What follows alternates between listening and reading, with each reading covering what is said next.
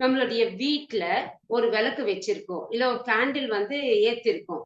அப்ப வீடு main door கதவுகள் திறந்திருந்தா, இல்ல விண்டோஸ் திறந்திருந்தா, காற்றுன்றது உள்ளேயும் வெளியிலயும் போயிட்டு போயிட்டு வரும்போது, அந்த மெழுகுவர்த்தி ஆகட்டும், இல்ல அந்த எரிக்கிற அந்த தீபம் ஆகட்டும், அதோட அந்த ஜோதி என்ன ஆகும்? காற்றுக்கு லெஃப்ட் ரைட் மாறி மாறி அது அணியறதுக்கு வாய்ப்புகள் இருக்கு. அப்ப நமக்கு ஒரு பயத்தோட இருப்போம். ஐயோ காற்று வீட்ல ஃபேன் கூட போட மாட்டோம். ஏன்னா விளக்கு வச்சா எங்க ஆறிடும்னு சொல்லிட்டு. சோ அந்த ஒரு பயத்தோடயே நம்ம இருந்துட்டு இருப்போம்.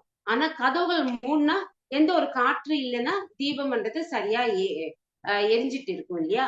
சோ அதே மாதிரி நம்மளுடைய இந்திரியங்களை நம்ம உள்ளுக்குள்ள வாங்கணும். தேவையில்லாத இந்திரியங்களால நம்ம தியானம்ன்றது பண்ண முடியாது.